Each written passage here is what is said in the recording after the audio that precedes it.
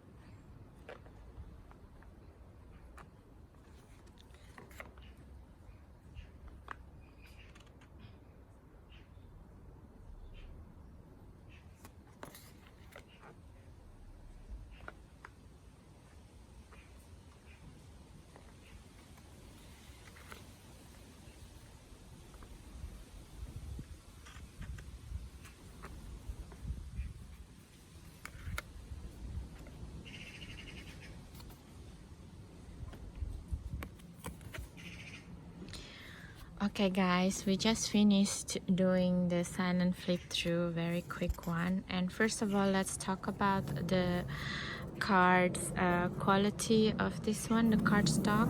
It feels like what a mass market card would do. Unfortunately, it feels very cardboardy a little bit and feels very stiff. And it's unfortunate the cardboard feels very cheap looking, because actually the concept of the deck in itself is very beautiful. Yeah, I love it that this deck combining a lot of aspects of the feminine, but the red thread of this is like fearlessness.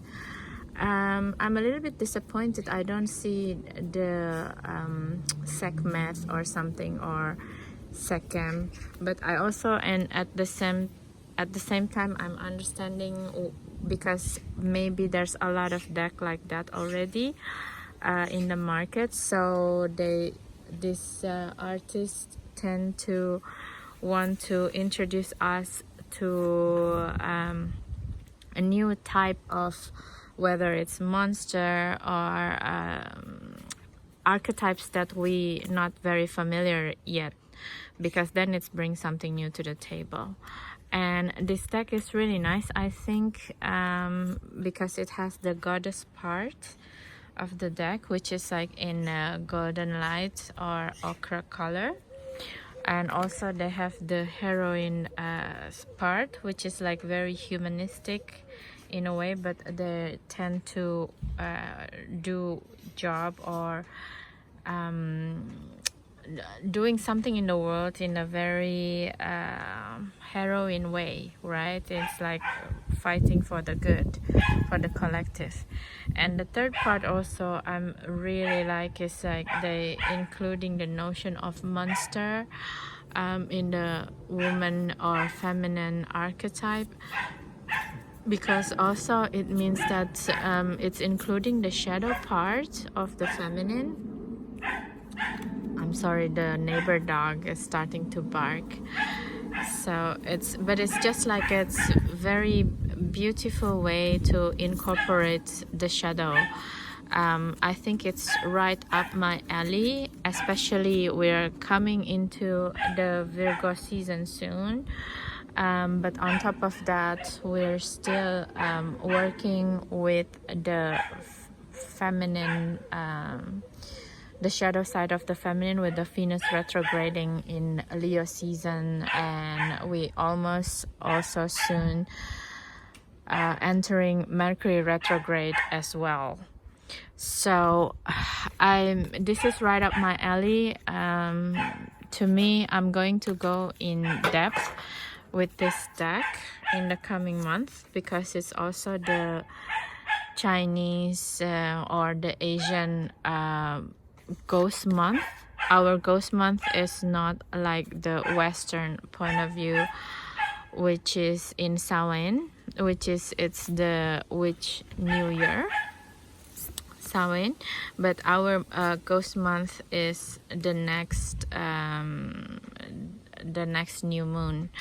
The next new moon is in 16th of August.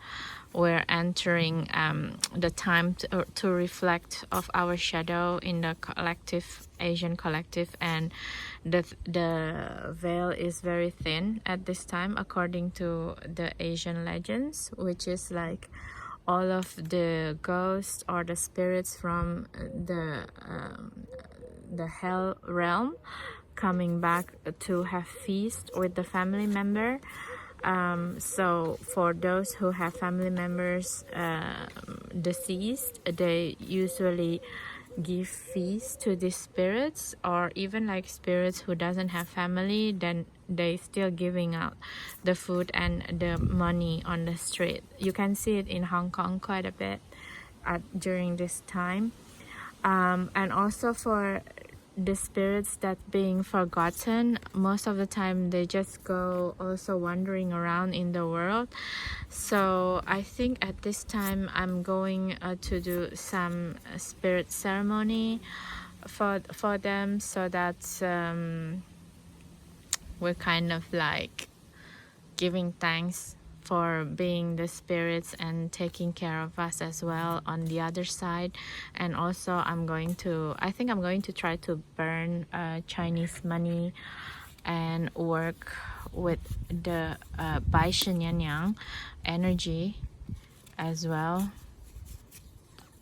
Oh, but they have Isis as well. Like in here, it's nice. So yeah, the Bai Shen Yan Yang. I'm trying to figure it out. It's not here now. It's trying to run away from me.